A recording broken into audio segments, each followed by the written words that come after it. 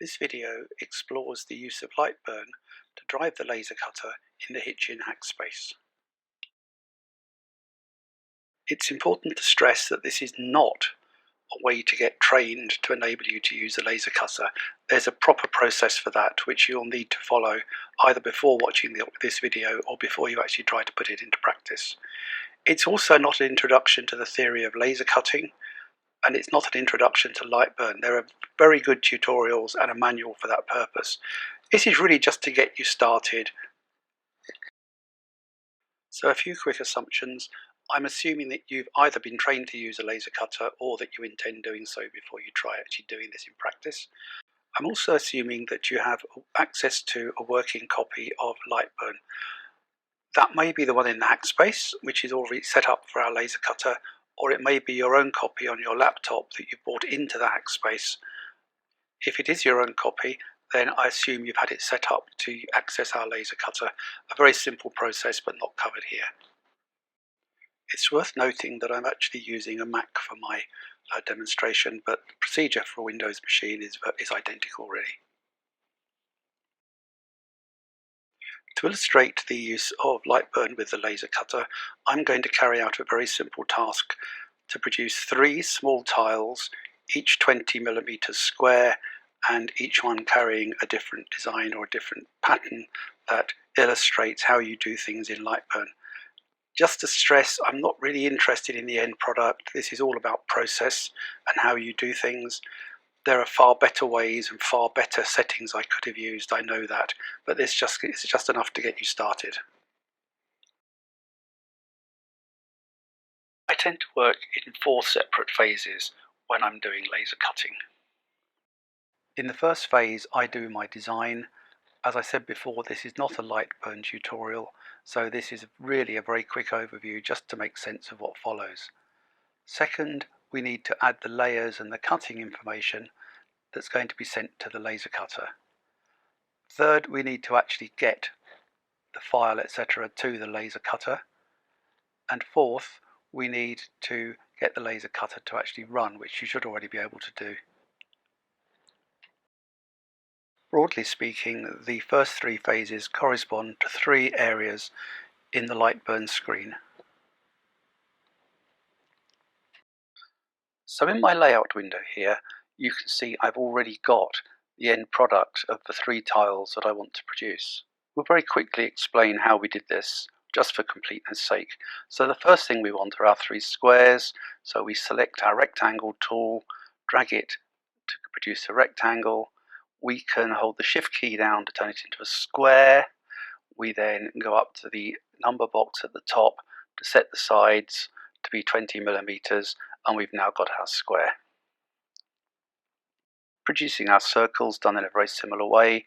We go up to our oval tool, hold down the shift key to turn it into a circle, go up and set the size, and in this case we've chosen 10mm for our diameter of a circle.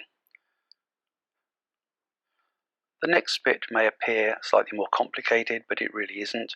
We now need to get in our 2 images for the guitar and the flower. We're going to deal with the flower, and the guitar follows the same process really. There are several ways you can do this. The way I like to use it is simply to go to the Finder, find the file which is my flower, and simply drag and drop it onto the canvas. I now have the image of the flower on my canvas. I can play with it, I can move it around, I can resize it, I can do whatever I want to. In this case, all I want to do is to make it small enough to fit into my square, which I do, and I can then drag and drop it into a square, and I now have my image file. So we now have our design done, and I now move to what I think of as phase 2, which is where we tell the laser cutter what we want it to do with the various elements that are in our design. So there are 2 areas of the screen now that become important. The top right, which is where our layers are all set out, and the line along the bottom, which is where we actually will pick and choose the layers we want. So let's illustrate this by changing our square to assign it to a different layer. So first of all, we're going to need to select the square, and then we simply click on one of the boxes along the bottom. We'll choose the red one, and we've now made that particular square into a new layer which is on layer 2. So everything that we want processed by the laser cutter needs to be assigned to one of these colors or layers. So at the moment I've got all the squares on the same layer. I've got my circle, which you can see I've assigned to my pink layer. Moving down, I've got a flower which I've assigned to layer 6 and my guitar in layer 10. Now the order in which these appear in the window is very important because it's the order in which things will happen. There are 2 special colours or layers that appear in this window, and that's the last 2 on our line at the bottom, T1 and T2. These are not used for the same purpose, so they don't actually get sent to the laser cutter at all. What they're used for, and the T denotes this, is as tool layers, which allow us to use them for setting things up. As a quick illustration, let's assume that we're concerned about the position of our flower and we want to put it roughly in the centre of our squares. An obvious way to do this is to draw 2 diagonals on the squares so we can see where the flower sits, and I'm quite happy with that. That looks quite good. Now I could simply delete those lines, but it's possible that I want to keep them around for adding extra elements later, maybe some additional ornamentation or whatever. But the risk there is if I forget to delete them, then of course they'll end up being cut. So what I can do with them, quite simply, is to select them and to assign them to my tool layer. Now they can quite happily sit there, and I know that they'll never end up being cut by the laser cutter. Okay, so we've now returned to our layers all being set up. We've removed the tool layer and we're back to where we were. The next thing we have to do is to tell the laser cutter what we want it to do with each of these layers or colours that we've defined. So, for example, we'll start with the easiest one, the squares. So we know what we want to do with them. We actually want to cut them out. So we double click on that particular colour and a box opens up. This has far more detail in it than we really want to get into here. But essentially this is where we're going to tell the laser cutter what to do for each of these particular elements. The first thing we'll note here is that this colour is actually a line mode of operation. There are other modes, and we'll see those as we look at the different elements in our design. So here we can set up the speed and power settings for our cut. So for my plywood, I've defined a speed of 5 millimeters per second with a maximum power of 65%. The minimum power is also set to 65%. That's a slightly odd thing that you'll need to get to understand as you get to more complicated cuts. For now, you can ignore it for this exercise. And also, I'm telling the cutter that I only want to make 1 pass, as I know that's sufficient to get through the plywood in one go. We can also make kerf adjustments here if we're really worried about accuracy. Note the little slider at the top, which effectively turns layers on and off. If it isn't green, this layer won't be sent to the cutter. So now we can click OK and effectively save those settings and move on to the next one. The next setting we're going to look at will be for our circle. So again, we go up to it, we double click to open our dialog box, and there it is. Now this one is slightly different because we don't want this to be a line that's going to cut out a shape. We want it to be a different mode. And what I've chosen for my circle is to have it filled in, effectively shaded in. And I've gone for a mode called fill and line. And what that's going to do is to draw in the shading to fill in the circle, and then to go around the outside with a line to emphasize it. There is another mode which is just straight fill without the lines, but obviously everything that we do here for our fill and line will give you enough information to cope with the straight fill.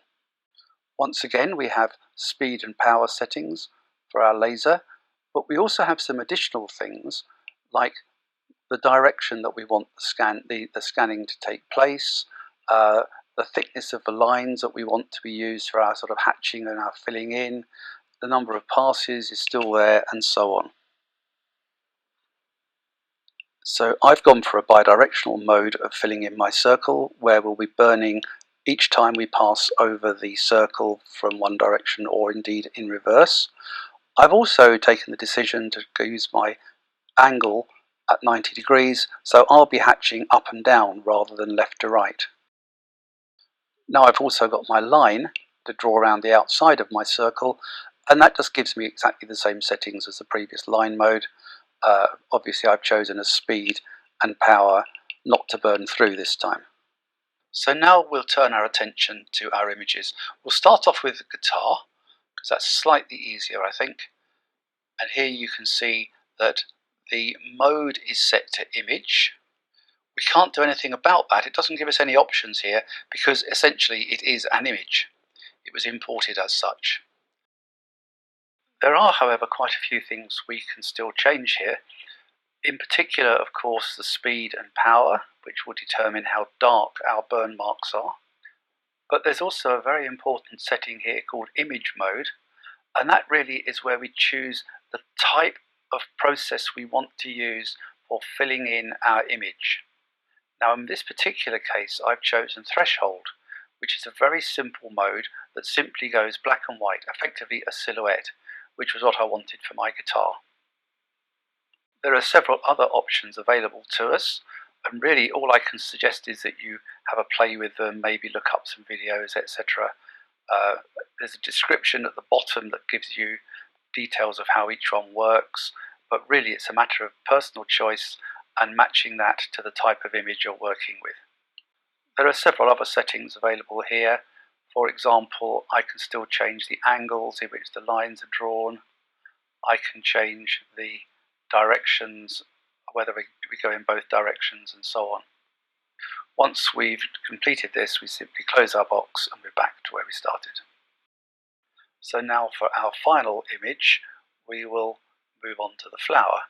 Again, we select the flower, we double click its layer, and we'll get exactly the same box up that we had last time, allowing us to change the way this particular image is processed. In this case, I've gone for sketch, and sketch is quite a nice little way of doing images.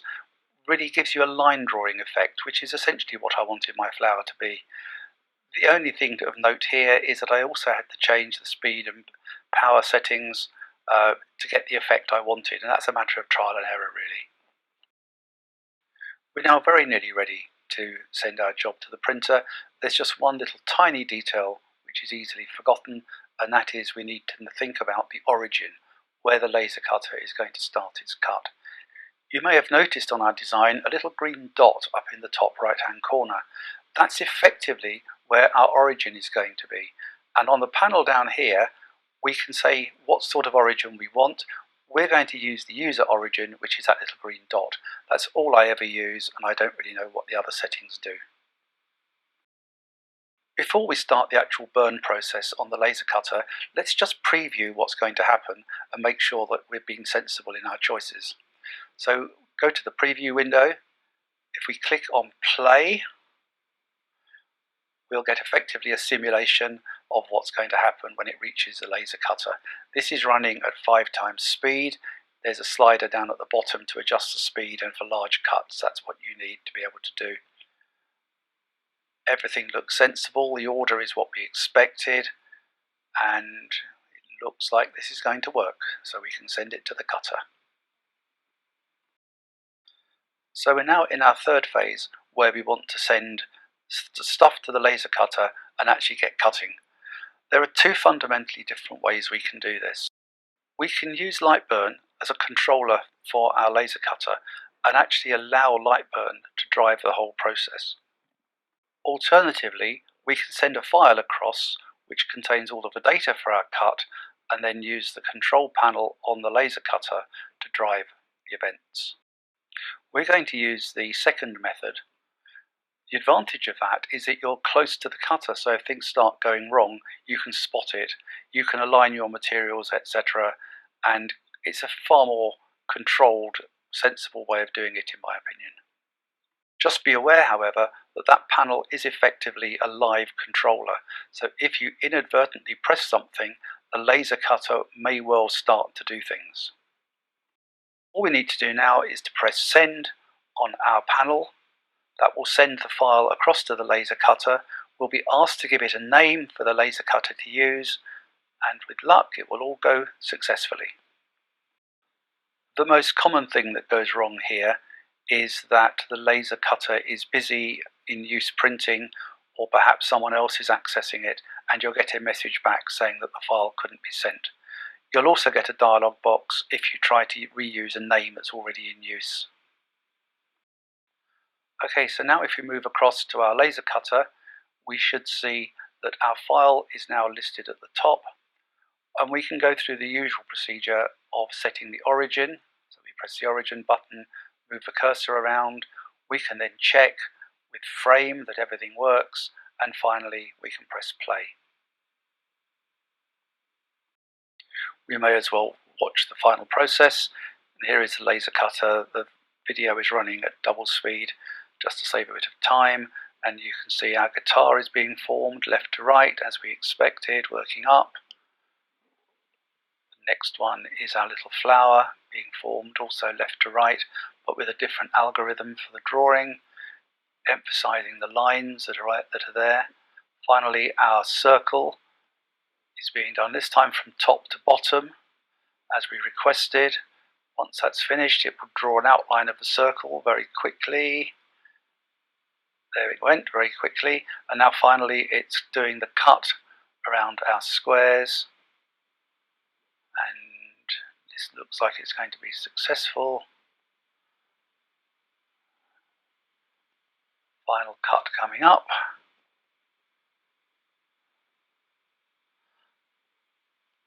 And then we've finished our task and we have all of our squares as desired.